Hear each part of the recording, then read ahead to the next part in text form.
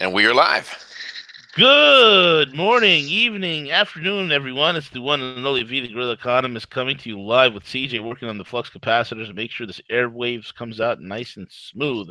We have none other than London Paul himself on the SiriusReport.com. He is joining us for another exciting Monday where he'll be breaking down the news, the views, and all the information that's important to you. Check him out on the and subscribe to the Sirius Report daily podcast. And this is very invaluable, folks. I recommend you do it for less than a price of a seasonal beverage at Starbucks. You can subscribe to the Sirius Report and get daily briefings from the man himself. Without further ado, London Paul, how are you, sir? Well, I'm great. Good morning and good afternoon, good evening, and to everyone. And how are you, V? I'm hanging in there, man. It's a Monday. It's time for the Sirius Report, and I'm other than that, I'm good. Can't complain. Jolly Yes, maybe some more coffee, but good. everybody needs more coffee. Yeah. Yeah, I thought we'd completely flip everything on its head today and do something a little bit different because I think sometimes it's good to shake things up. And as much as we talk a lot about current events and things we're projecting happens in the near future, I think it's kind of worth talking about the longer term future, kind of what I would say is a post cabal type world in terms of how things are going to shape, kind of nationally, and then we can talk about things to do with healthcare and the financial sector and the legal system. And this is not an exact science, but it's based on conversations I've had with various people in the last couple of years, and I think largely it's probably fairly correct. Not necessarily every single aspect, but in a broad sense, it gives us some ideas of what's going on. But I think one way of introducing the whole concept of nations going forward, and I've talked about how, look at the map pre-World War One of Europe, for example, and see how boundaries will change. But I think Catalonia is a good example to Yeah, illustrate of because everything's been treated in sort of this very black and white way. It's that, it's like, well, Spain, it either stays part of Spain or it cedes from Spain and becomes independent. But neither solution is actually works for either of them. And people say, well, hang on, how does that work? Because obviously, if Catalonia has independence, that's a real kick in the teeth for the cabal. Well, yes, it is, but also it's a kick in the teeth for Catalonia, and there are reasons why. The most optimal solution for both Spain and Catalonia is to say to Catalonia, right, you can have more autonomy and have a discussion and resolve the problem. Now, that is more the future of how we'll see regions across Europe, across the world, that will become more autonomous. And that's a breakdown of centralized governance and more localized governance. Now, the reason I say there's problems with having total independence, there's a number of flaws principally. Okay, what do they do? What do they have as a currency? And people hate central banks, and I don't like central banks, but there needs to be some central coordination and planning for finance. You can't just say, well, we're an independent nation and we don't really care about that. It's irrelevant. It doesn't mean you have a central bank, as people hate central banks now, but you need some central governance for finance. What do they do for armed forces? And people say, why do they need armed forces? Well, or some civil defense. Well, because of the threat of terrorism. Look what happened in Barcelona, which is obviously part of Catalonia. That's a big problem. The other thing, of course, Catalonia has a coastline. So what about the risk of them being suddenly, thousands and tens of thousands of refugees turning up and just flooding into Catalonia because they don't have any way of preventing it? So they have a very strong economy, and it's probably 25% of the Spanish GDP. But right. when you start to factor in all these additional things they have to take into consideration, that's going to seriously impact their GDP. So it weakens them economically. Politically, it weakens them. And yes, I know there's already nations. I think actually Finland have said they'll recognise Catalonia. So that actually has some significant implication, because if a nation recognises Catalonia as a nation, they can actually assist with them and provide them armaments and assistance in respect of providing security for the nation. But overall, it will weaken the Catalonian economy. It's not likely to be beneficial.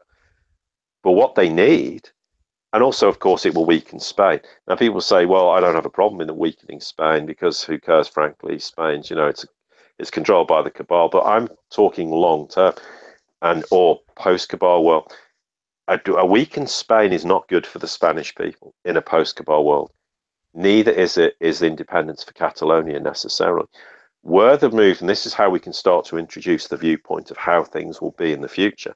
It's anticipated nations like Spain or the UK, regions will decide to become more autonomous. They'll be given that autonomy, so they'll have far more say over their budgets, how they spend their money.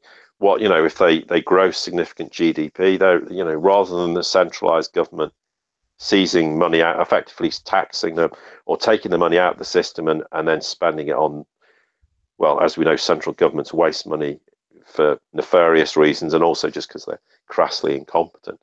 It's finding a system that says to the Catalonians, right, you're going to have autonomy, and this is what this means. So you're going to have a decentralized government, but you will also be able to have the benefits of being part of a wider nation that will support you in respect of, if suddenly you do have a terrorist threat, you're not going to be on your own. Or, if you suddenly get invaded by 10,000 refugees, you're not just going to stand there and let it happen. So there are pros and cons, but at the moment it's very black and white. Everybody's seeing it as being one thing or the other, and the future is going to be somewhere in the middle, and you will see increasing number of nations. And a great example of what I'm saying is Germany.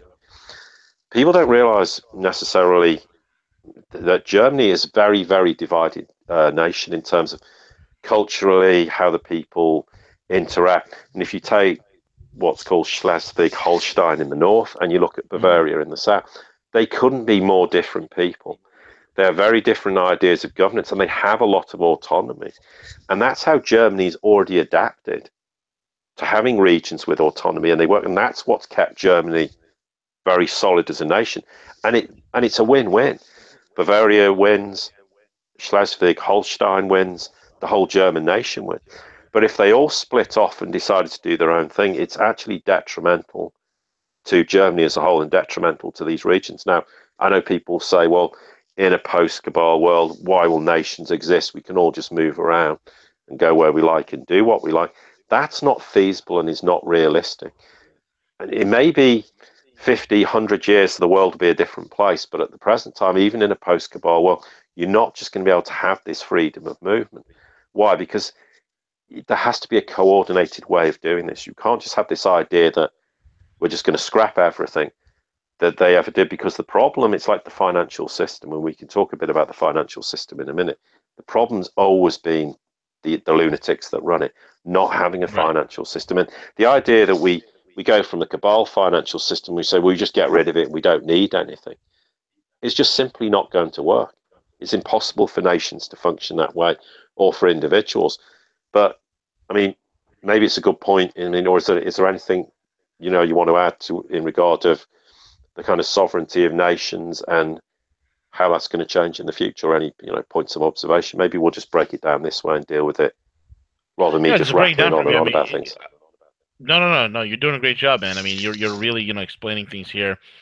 Things are changing rapidly. Rapidly, and in a very serious way. Paradigms are being shattered, and people are starting to recognize so many things that they don't quite need. But we're starting to realize that taking a laissez-faire approach to how people always used to do things, a very laissez-faire approach to what a central bank is, how a central bank should be run, or how government should be done. I think that's starting to change rapidly. So I agree with you in that regard, man. So there's going to be some serious changes ahead, but I think that changes on a rapid clip could happen, but it's going to be happening at a pace. Yeah, I mean, and it certainly is. There's a lot of things that are already changing, although it's not necessarily that obvious. But yeah, I mean, central government's onerous. It's far too big. I mean, it's far too cumbersome. It achieves very little. And, and therefore that has to change.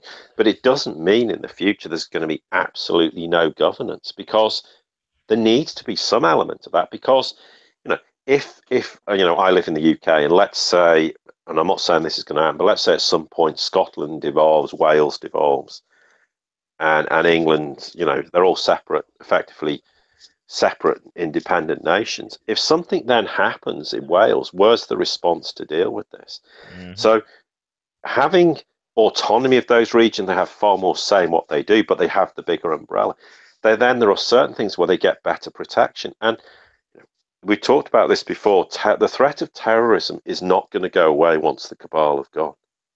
That is still going to be a big problem. And then you've got cyber terrorism, where economies could be severely damaged, literally overnight. That is a big risk. And yeah, the concept of world wars and military is going to disappear eventually. Not in the short term, but certainly in the foreseeable future. That whole dynamic will disappear, because nations, like, you know, at some point the US is going to get on perfectly fine with Russia and China. So's the UK, and all these nations are going to work together and go, you know, those days have gone in a post-cabal world, but they're still going to have universal threats. Correct. And those threats can be very damaging. So it's important that the people within a nation are protected. Now, you know, if you suddenly had 500 different regions in the UK, for argument's sake, I mean, while they may all be able to function and have some sort of economy that works, there's a broad-based infrastructure that supports the whole nation currently that they're still going to be reliant upon. Because if this area in the north of England wants to trade with people in the south of England and they've got goods, how do they get those goods to the other place? And also, what are you going to do? Have all these different, you know, you're going to have a currency union, different currencies. Are you going to have trade? Right. I mean, have trade agreements between these because they're separate entities? It becomes very complicated and very convoluted and benefits no one. But if you have regional or autonomy and far more control, you destroy central government. Well, you reduce it by 90%. That's perfect. But if you have central government doing the only things it needs to do, it will make a massive difference. And that is what is broad basically what I understand is going to happen. You're also going to have cooperatives in areas, kind of exchanges where people will barter and trade together. So there's going to be a different way the financial system, and you know, maybe we can move on to the financial sector and in broad terms how that's going to change. I mean, and the obvious one is blockchain and cryptocurrencies absolutely will figure hugely in the future, and they will take away, ultimately will end central banks as we know it and the current financial system of banks as we understand them. And there are huge developments in this regard that are going on, particularly in Russia and to a lesser extent in China already. And there's now been coming out where I mentioned that Russia would issue obviously their own asset-backed cryptocurrency. Well, that came out, and now there's rumblings coming out of Russia that now, yes, it's going to be gold-backed. Well, that's not a surprise to me, because obviously we're aware of it, or to people who listen. But these are big seismic changes. Cryptocurrencies will go through an evolutionary cycle, and that will underpin a huge amount of changes that are going to happen. Also, blockchain will, for all the reasons we know. The gold standard, you get a return of real money, sound money, as opposed to fiat money. And yes, ultimately, central banks will disappear as they are. And there's a lot of conjecture about central banks and the function they fulfill. And yes, they do a lot of things that are completely detrimental to a nation's health. That will change. Does it mean we don't need central banks at all? No, but they can. But it's going to be a central bank that does about 3% of what it does now, and it does the things that benefits a nation. It doesn't weaken a nation. The same with the banks. You're going to see an end to a lot of this kind of ridiculous speculation that happens. That will all disappear as well. I mean, apart from the fact that the financial system will collapse at some point, the banks will collapse, which will see the end of them. But what will come out of it is a financial system that is fit for the 22nd and the never mind the 21st century. But obviously, it's an evolutionary process. It's not going to happen overnight. But the idea that and I've heard this said and I'm not suggesting anybody listening who thinks this, But I've had people saying to me for the last few years, well, it doesn't matter because in the end we'll have no financial system. It just won't exist. And I said, well, okay, if that happens, how are people going to That pay is for goods? that's the stupidest thing I've ever What? heard. What? I mean, it's I, impossible to have it no is, financial system. and it But just it shows you doesn't. the ignorance involved. Paul, we have language. Language was developed out of the necessity to financialize certain commodities for trade. That's the reason why we have language, is because of an economic driver. Not to say that we won't have a financial system in the future. What kind of crack cocaine induced dream are they talking about? But the important, yeah, exactly. But the important distinction is, it will look nothing like it does now. Correct. Isn't that And funny that we've been abused for this long under the cabal's central banking concept that we don't even know sound finance if it fell out of the sky and hit us on the head, Paul? well, yeah, and that's exactly the point. You say to most people and say, they think that the dollar or the pound is money. They don't realize it's currency. Correct. And there's a big distinction. People go, well, hang on, money is currency. Well, no, it isn't. But then, whereas if you go to the East and you talk, in Russia and China, people know, not everybody, but a large section of people understand the difference and why they've been encouraged to buy, precious metals in the process, because it's backed by real money. And this is the other thing. Gold, silver, and cryptocurrencies are going to beautifully work together in the future. It's not an either or. You don't have to go, well, I believe in cryptocurrencies, so the gold and silver don't have a place, and vice versa. No, they're all going to sit very nicely together and work in unison and in harmony, and that's the big difference. But you won't have this whole thing of boom and bust economies, because that was largely, well, apart from 2008 when it wasn't engineered, but typically they engineered financial boom and bust. Why? Because they profit during the boom years and they profit during the bust years. I mean, that's all going to go away. So economies will change dramatically. How nations trade with each other. The European Union is a great example of this. The whole purpose of the European Union should have been nations retaining their sovereignty and trading with each other in a free trade zone and working for mutually beneficial gains, win-win. Of course, that never happened. That's what Europe will return to, as will the world. So the US will trade with each other, and there won't be any of this necessity anymore to be trying to, seek advantage and at someone else's expense. That will disappear. I mean, the big kind of institutions like the UN and all these will never be like they are now. Arguably, some people think they'll completely disappear, but no, at times in the world, you're going to need a coordinated global response, because there could be a global threat at some point where a nation like Russia, the US, the UK, and China sit down and go, we've got a major global problem. We need to address this. So something like the UN, or a variant of it, will be a requirement to address those problems. But it's, once again, the problem with the UN isn't how it should have been. It's the insanity of what it's evolved into and the people running it. And we know why the UN exists. It doesn't exist to benefit nations at all. It's designed to actually stifle global cooperation, is to do exactly the opposite. So they're the kind of, in a very broad sense, in geopolitically, the big changes.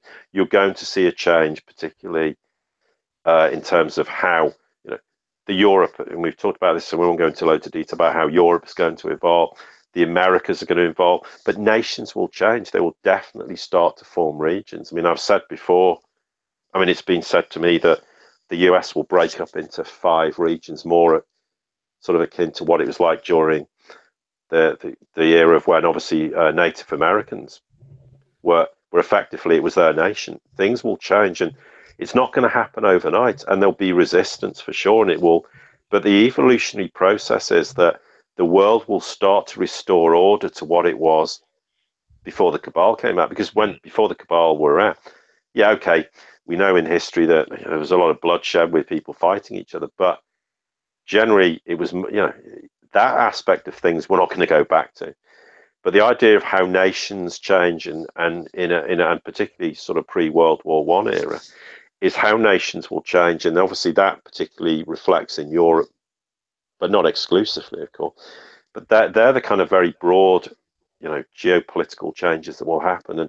And the One Belt, One Road, I'm not going to go into that because we've talked about it, but that is a kind of an example of how the world will change and how nations will cooperate and work together. And that is a big indicator of the future direction of the world. And eventually, yes, the UK will embrace it, the US will embrace it.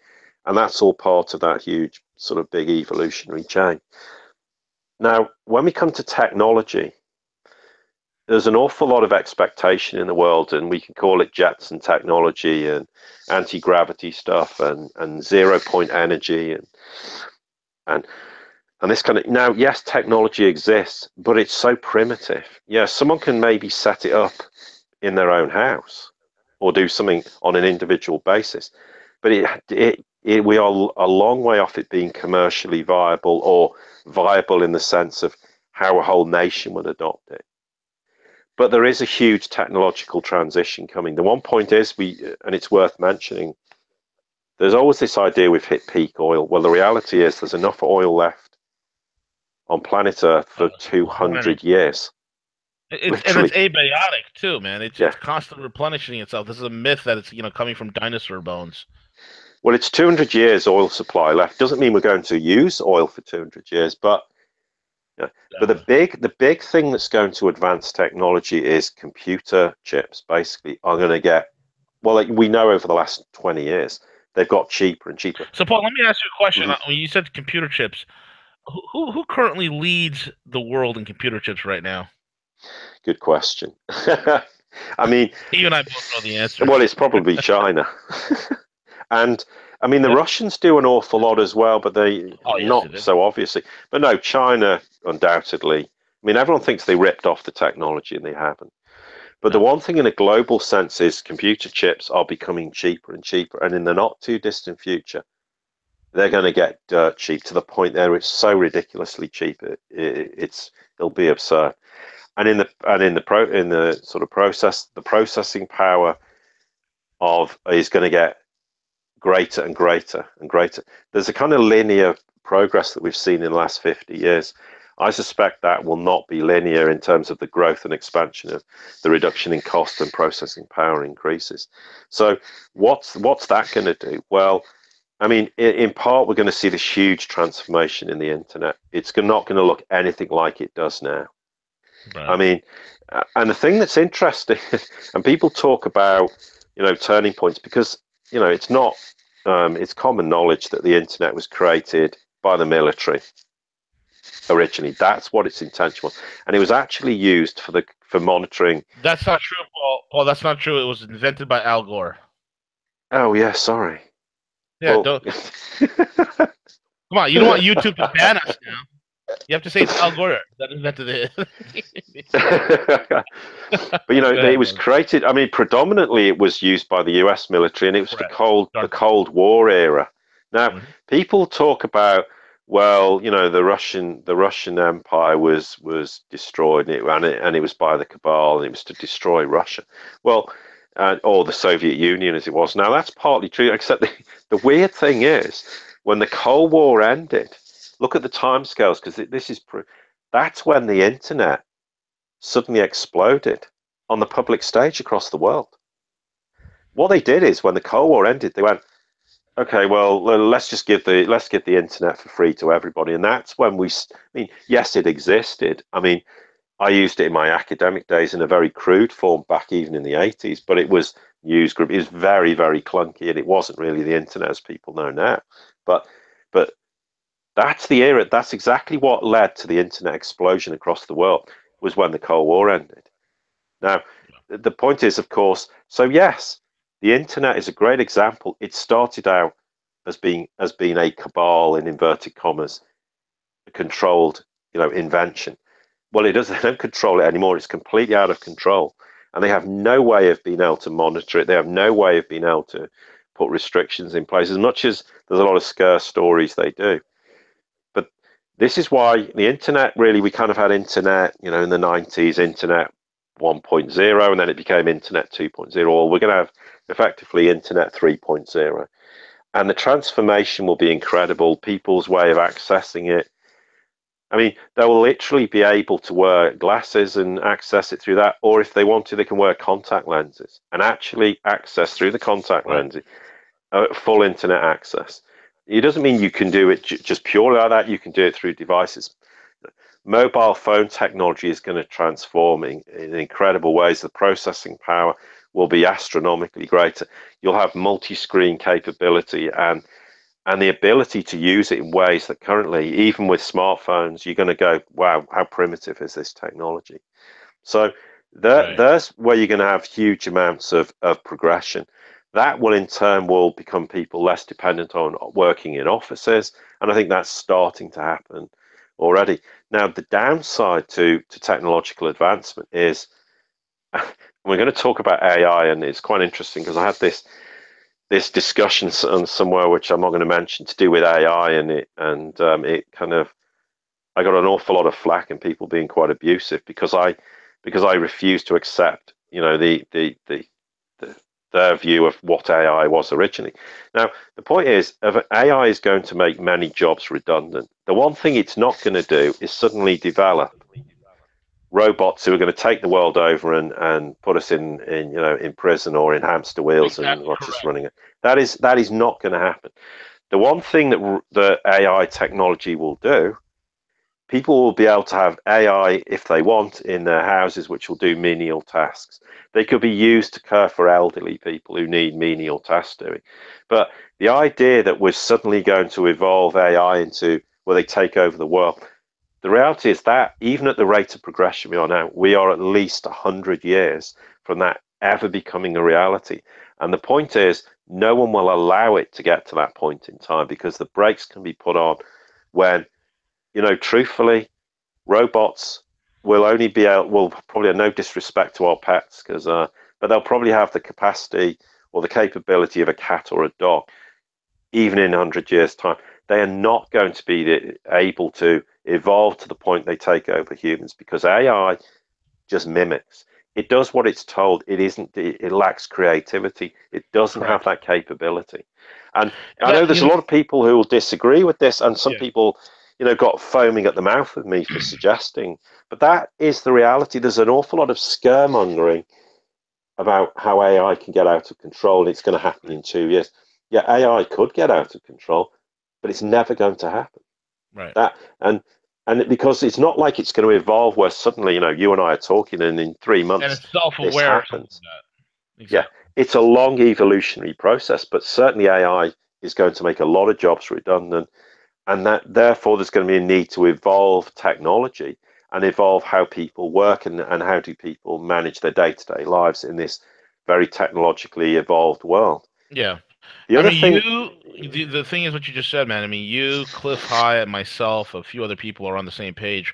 The thing, what the problem with the public at large is this: they get misconstrued or convoluted in their heads because, folks, you got to understand what AI is. It's a marketing term. Okay, it's a marketing term like stealth technology or fifth generation. It's a marketing term. So what real AI, what the people think have in their idea, thanks to Hollywood, is something that becomes self-aware.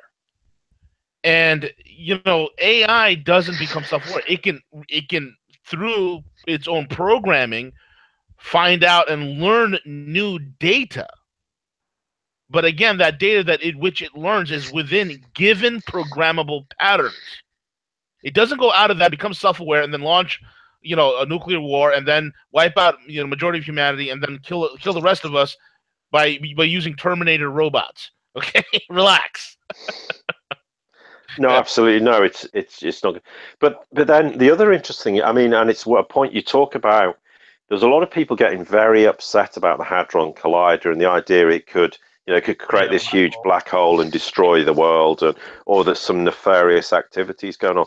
Well, here's an interesting thing regarding. Well, one thing is, and people will disagree with me, but I was a physicist. I did a degree and a PhD in physics, so I understand how the Hadron Collider works. Now, the radiation that's compared to the cosmic rays that Mother Nature produces, is a minute fraction what the Hadron Collider produces. And if people think there's something nefarious about the Hadron Collider, the question is the US had a Hadron Collider that was supposed to be developed that was 3 times or 4 times more powerful than the Hadron Collider. Now, Congress squashed it and didn't allow it to come into development because someone asked the question, well, is this going to tell us, about God and ultimately creation? And someone said, no, it's the Higgs boson particle. And they went, well, that doesn't sound very exciting. Let's scrap it. Reality, of course, is they whether they succeed or not, it's supposed to be about the genesis of life, and that's why the Hadron Collider was created. Now, the question is, if there was something nefarious and they were trying to do something to severely destroy humanity in some capacity, why would they have scrapped the US Hadron Collider before it was developed when it was going to be 3 times more powerful than the Hadron Collider in Europe, in Switzerland? It doesn't stand up to scrutiny. And therefore, once again, the idea that there's this huge nefarious project underway simply doesn't stack up. Now, yes, it's had a whole bunch of problems in terms of its development, excuse me, but it is working now. And, but it's an evolutionary process that will take years and years for them to achieve their objectives. But it's not some cabal instrument designed to destroy the world. Because here's the question: if we all got sucked into a black hole, we're all dead. Right. No one's going to, the cabal aren't going to be able to go into a bunker and survive that. It's just not, but once again, it's the illusion. And it's become such an established fact that people regard this as to be reality when it isn't. And yeah, I am talking from a knowledgeable perspective because I understand the science behind it. So I'm not just saying this because it suits me to make this comment that the Hadron Collider isn't what people think it is. But it's that idea. It's the same with AI. It's got completely spun out of control. Of course. And I mean, yes, there are minuscule risks with all technology, and yes, you can have problems. I mean, but in the grand scheme of things, it's not a big problem, and it's certainly not being used for the reason.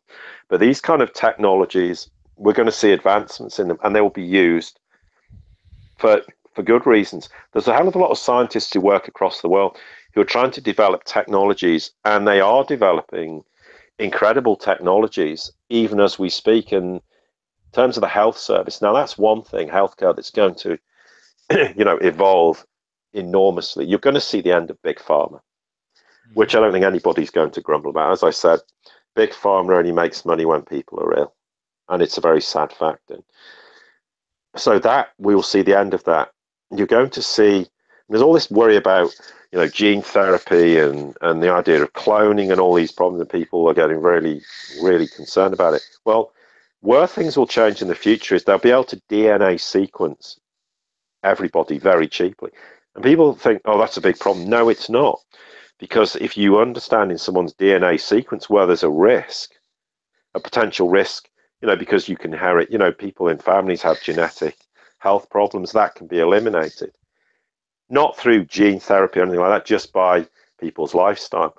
There's even work underway where they can, it's a little bit crude to say this, but they can do what's called toilet analysis. So somebody goes to the loo, and the analysis of, what you pass out your body can be assessed, and they can go, right, there's a risk in 5 or 10 years you could develop this. We're noticing you can address that problem and circumvent people having health problems in the future, where currently people get serious health problems, and the first time they're aware of it is when there's a major problem, and often then they have to resort to treatments which are not successful or actually can be very detrimental.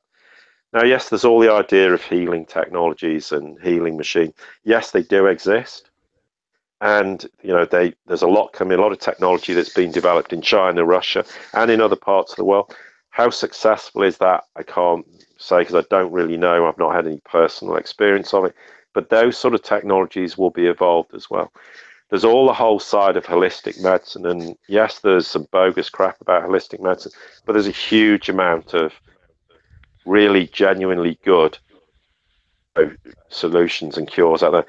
I mean, you mentioned about cannabis for medicinal purposes. It's irrefutable. and absolutely has massive benefit for a whole bunch of reasons. It's precisely why they made it illegal.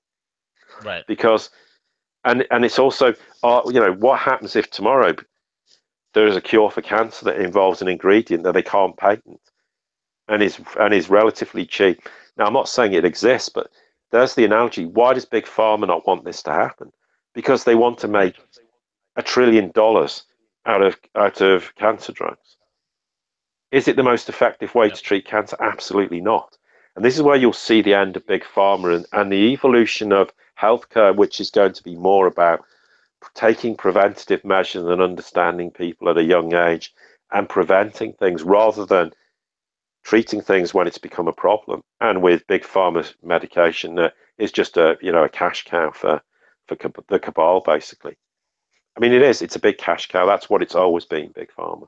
So that you will see these huge, enormous changes in healthcare and provision and how people are treated. You'll see a huge change in terms of vaccination program. There's a lot of problems with with questions about what's the impact of people having vaccination. Undoubtedly, there are problems, but I've noticed some encouraging changes in terms of vaccinations and how it works in the UK. Do I agree with vaccinations? No. Are there a need for vaccinations at times? Arguably, well, yes. But how much, the amount of vaccinations that people have as Yeah. a child is farcical. And the It question is. is, how much do they actually need and what's relevant? But I'll tell you what, if I went to Africa, there be vaccinations I would have to have unless I want to wind up coming back in a coffin. That is a real risk if you go to certain parts like yellow fever, cholera. Yeah. So therefore, at times there are a necessity. And then the question is, well, actually, okay, so if you have the vaccine, what is the problem? The active ingredients in the vaccine or everything else that's in vaccine. So that's something else that will be addressed and changed. And then there will be a more unified global approach to health problems. Because undoubtedly there will be epidemics at times, but I mean, I know there's a lot of question as to are epidemics engineered by cabal? There is some very strange situations where things happen and then they disappear very quickly. Ebola was one example, and etc. etc. So the question is that those kind of things in a post-cabal world won't exist anymore, but you will see a revolutionary approach to healthcare, and holistic medicine will very much be part of that. But it doesn't mean Yep. currently that every aspect of holistic medicine works or is efficient. There's a lot of bogus crap out there, but there's an awful lot of really good, solid science that underpins it, and that's what's needed Yeah. in the future. And it'll complement conventional medicine, but healing technology will be very much part of that. But once again, people have to balance this in terms of what that actually means and where are we going to be in 5, 10 years. It's not exactly going to be this kind of Jetson type world in terms of healthcare, but we're going to see major progress. And, we've just talked very briefly about those kind of changes that are going to come about. Absolutely. Yeah. Very well said. Yeah, I agree with that. Big pharma is done. I mean, everybody is starting to get the idea that the money is really in the medicines, and there's no point for me to take all these things. And not only that, it's gotten so expensive. The costs are just outrageous. The absolute cost of the entire healthcare system is just out of control. It's absolutely out of control. Preventative health is the future, and if you're going to do preventative health, it's going to be holistic type treatments. I think the next big industry is going to be health coaches. I'm telling you, man. I agree with you wholeheartedly. I think and that's again part of the whole entire global decentralization trend that seems to be happening in every paradigm, Paul. Yeah, and the healthcare is very much that. There will be a decentralization. And when you get rid of big pharma, then you're going to have people there's people who've worked in the healthcare profession who've come up with some incredible discoveries. I mean, there was a cure. I mean, to put this in case, there's been cures for HIV for Yeah. 20 years, and it got canned because the idea, it's too expensive, and it wasn't too expensive. I mean, you're going to see people come out with cures for all manner of current diseases, and it won't be expensive and it won't be exploitative. And there's the people who've been working in the healthcare system that have had to keep their head down. In fact, I've had to scrap projects because if you carry on adopting this approach to this, particular field of medicine, we're going to scrap all your grants. In fact, we'll shut you down, and it'll be the end of you. They will go, so we'll see, and also a global approach. So the best minds in China, Russia, the UK, the US, Germany, whoever, Africa, anywhere else, you're going to see this huge explosion of understanding and people coming together and going, right, we have these cures, we have this technology, and it'll be utilized in a global scale. So you're going to decentralize. Ironically, you decentralize the cabal's approach to healthcare, but in a way, you're going to have this more global approach in terms of how healthcare is dealt with, because ultimately, that's how it should always have been, and not this kind of gigantic mechanism for just making huge amounts of obscene profit and charge. I mean, how can you have drugs that cost next to nothing to make, and they're charging tens of thousands and more pounds, dollars, whatever, for treatment? I mean, it's absolutely obscene and it's absurd. And the healthcare system, as much as people talk about the financial system being one of the most disgusting, despicable aspects of the cabal, the healthcare system is infinitely worse than anything the financial sector has ever done to humanity. And I mean, just by the fact of additives they put in food, and is another example. I mean, great example is, I think I've probably said this before, but someone I know spends 3 months a year in the UK and spends 9 months in Russia. They're in Russia, they eat all the food, they have no problems. They come back to the UK within a week. Their digestive system is absolutely playing havoc on them. They have major problems. Absolutely. Right. And I've noticed the same thing with so many. I have friends and people that I connect with, family that live overseas, and when they come here, it is incredible. In a matter of a week or two, their digestive system starts acting up. If they're here for more than a month or 2 or 3 months, their energy levels are gone. They are getting sick. It's bad, Paul. It's really bad. It is. I mean, I have to say, though, I've noticed in the last 2 or 3 years, the UK is improving in terms of the food. I mean, we don't have GMO as a major problem, and if you look at food and the ingredients in it, there's definitely been a big improvement. I mean, it depends where you shop, of course, but generally it is improving. I mean, and people are refusing to eat things pumped full of chemicals and additives the way they used to be. So there has been improvement, but there's a huge way to go. And that's the other thing. The whole food industry is going to change out of all recognition. I mean, the one thing is that, there needs to be more emphasis, and the UK is a great example. If we weren't part of the European Union, we have so much land which can be turned over for agriculture and farm produce, and you could produce huge amounts of very cheap quality food. I mean, that's not an aspiration. That's a given. It's perfectly feasible to do this, because people think there's an absurd situation where the European Union, and I know this because I know people who are farmers who are forced to take a subsidy by the European Union because they're not allowed to farm their land. If they farm their land, they would be fined hugely. So the agreement is, you don't farm your land and we'll pay you a subsidy for not farming your land. They don't do it because they don't want to farm it. They're not allowed to. That kind of absurdity has to end. And also the creation of butter mountains and milk reservoirs, where they were creating these because they don't want to obviously put too much supply in the system. They were destroying these. They were just basically pouring it down the sink. This kind of absurdity will end. And that's why the whole food chain, the whole system of how food is produced and grown is going to change. And we've talked about Holland before, who has an incredible sort of agricultural system for such a small nation. I mean, they can grow food all year round, and they have these kind of estates, which is like 180 acres of indoor growing, and they produce really quality, decent food, and the output of food is incredible. And it's like hydroponics. It's all these things. These are all big evolutionary changes in the way we grow food and produce food. And that's also, there's all the idea of turning deserts green. That is reality. There's people working on technology now where they can successfully do this. And Right. that's gonna change the whole system.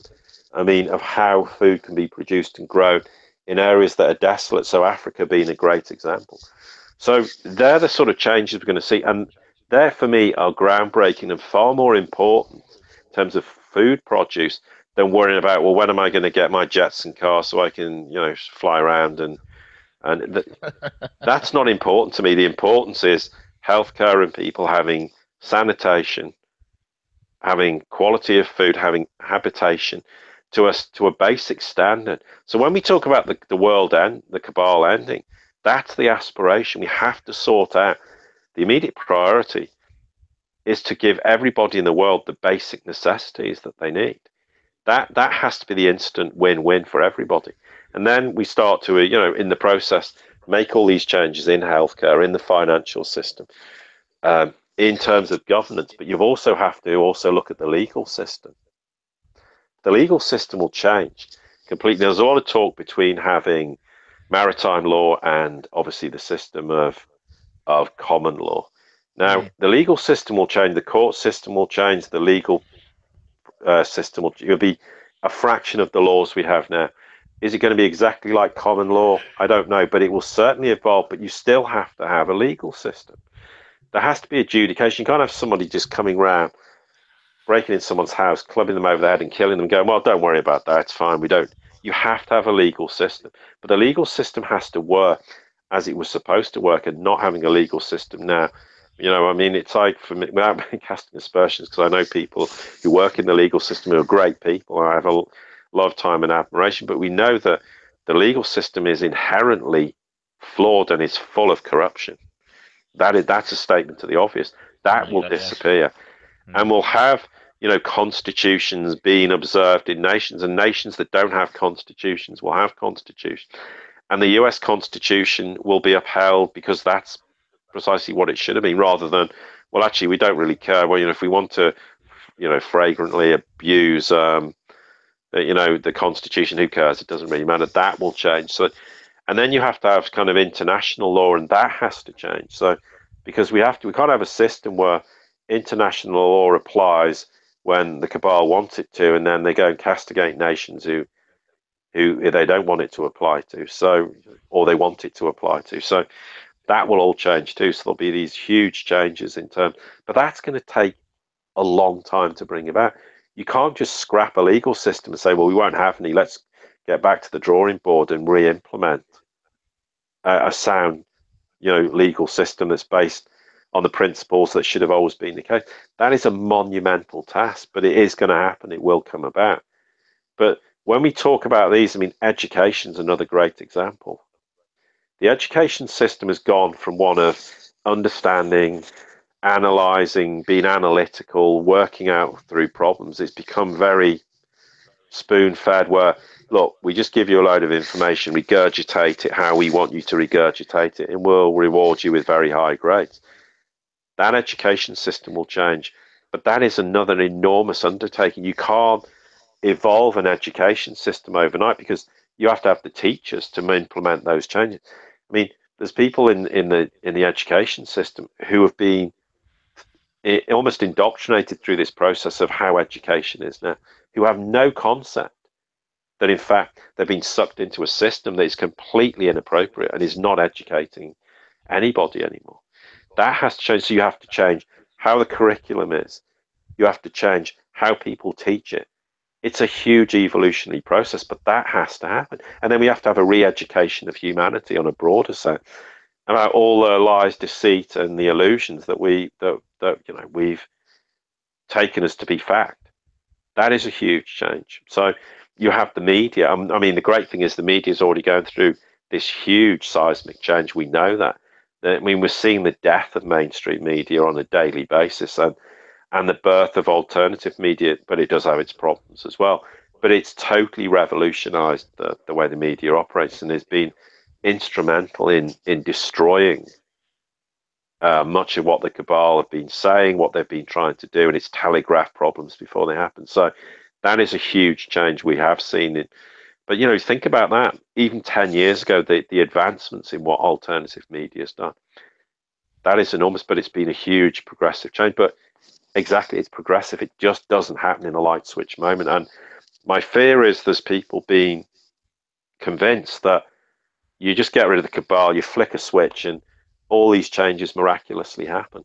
They don't, and that's why I've said before, we just touched on, a number of subjects, not exhaustively, but these are the kind of areas that will have to have massive change, and it's going to require everybody to work hard to bring about those changes. Yeah, you'll have people who work in healthcare who will deal with that, but it's not just how you change the way people are treated. It's how you change how hospitals work. And Yeah. the hospital won't be like they are now.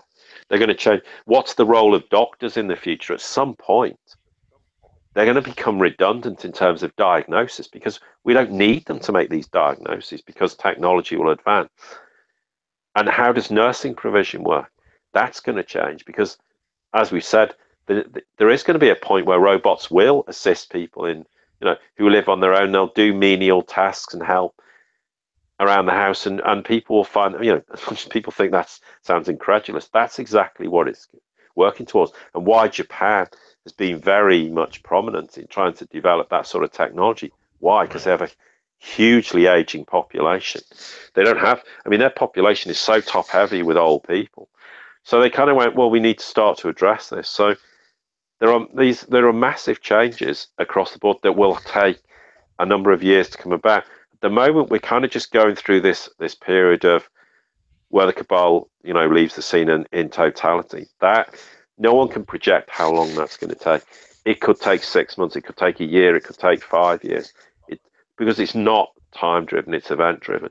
But once we get through the other side, then particularly the Western world can start to address the fundamental problems that they have caused in the process. But as much as anything, that requires a complete re-education of healthcare professionals, of people working in the financial sector, the legal sector. They're all going to have to relearn and re-educate themselves in the process and have a transitional period between a cabal world in terms of healthcare and a non-cabal world. They're enormous challenges, and that's why I think people kind of think, oh, well, we get rid of the cabal and it's all easy street. Life's going to be a cakewalk, no problems. I can just, twiddle my thumb. I'll just get everything for free and I'm not going to have to do anything. No, we're all going to have to work incredibly hard. And just in a very brief way, in the last, 50 minutes or whatever long we've spoken, we're beginning to address some of those issues and the challenges that humanity faces. But you know what? I think it's a great challenge. And frankly, the alternative was, if the cabal had succeeded in what they're doing, we would have literally all been crawling around in hamster wheels, having no quality of life and just being subservient to a bunch of absolute lunatics. And so the big challenge is going forward is the price we pay, in inverted commas, for freedom. Freedom doesn't come without a price, except the price is we get to be autonomous, we get to make decisions, we get to have a government that represents us in a very light touch way, and evolve all these healthcare, financial sector, and the legal system, etc., that will benefit humanity in a global sense and in a national sense. But we're not going to lose this identity in the near future. Yeah, maybe in 100 years or maybe in 50 years, nations will cease to exist, and so when people will just move around freely. But at the moment, technology just doesn't permit that to happen. We're not simply technologically advanced. We think we're very technologically advanced, but in the grand scheme of things, we're still very primitive. I think if you want to call it, we're at level 1. Then when the cabal goes, we'll get to level 2. But there's level 3 and 4 and so on, and we're not really anywhere near that, despite what people may want to believe or they're being led to believe. But that doesn't mean then we get the chance to progress without spending the last X hundred number of years being completely thwarted at every end and turn. The important fact is we finally get to break through the glass ceiling, as I refer to it, where we can be allowed to make these changes and be part of that process. And the great thing is, if anyone out there has great ideas, they'll be able to go and develop them. They'll be able to create them. There's probably billions of innovative people in all manners of walks of life who will be able to fulfill the things that they're capable of doing, because that's how the world will operate. There's plenty of people out there now who are brilliant in certain fields who're never going to get the opportunity to become prime ministers or presidents, to become brilliant legal professionals, or work in the financial sector, or work in healthcare, or in education. They just don't get those opportunities. Well, that's a big fundamental change. When the glass ceiling breaks and everyone has those potential, you imagine when everybody on the planet is working in the right direction, working together. Yeah. The possibilities are limitless. But the problem we have is, as well, we have 7 billion people who have to be convinced, first off, that the world they live in is an illusion. But secondly, there is a way forward and it's different. But you're going to have to change your attitude towards each other. Inside nations, you're going to have to overcome your differences, your disagreement. The logic of being cabal induced, there's no doubt about it. I mean, that's deliberate and it's intentional, because the divide and conquer mentality serves them beautifully, or has done. That all has to change. So we have to also factor in the 7 billion people in the world who are all going to have to change their attitudes to varying degrees. That goes for every single person. No matter how evolved we are as to the world, how the world exists now, we're going to have to make changes in our lifestyle. And there's a lot of people who know nothing through no fault of their own, who are going to have to not only make these changes, but process the fact that the world they lived in was just a total illusion on every single level. And in fact, there were a bunch of absolute lunatics running at one point largely running the world, and increasingly less so, to the point they didn't have any influence, Russia, China, etc. in the world. The world's kind of rolling that back. But to grasp the enormity of that is going to fry people's brains. So we have to also factor that in, that there's going to be this kind of complete disbelief in terms of what's gone on, and how are people going to react to that while we go through this evolutionary process. Because they're not going to go to bed one night totally disbelieving, wake up the following day and go, well, I accept it all now. Okay, yeah. Some people will, because they'll just go, I don't care, frankly. Yeah, the world was run by lunatics. It's not now. Great, I'm happy. But there's going to be a lot of people who'll be very disturbed by it. They'll be very upset by it. And how are they going to react? We don't know. And that's a huge problem as well. So the overriding message from my perspective is the cabal's finished. It's just a matter of when, not if. But there's huge challenges, and if we all work together, we will succeed. I don't have any doubt. We ultimately will succeed, but the more we work together in unity and in a unified approach across the globe, it will happen a lot sooner. But at some point in the future, whenever that is, we'll turn around and go, wow, this world has been transformed out of all recognition. It's a fantastic place for everyone to live together, work together.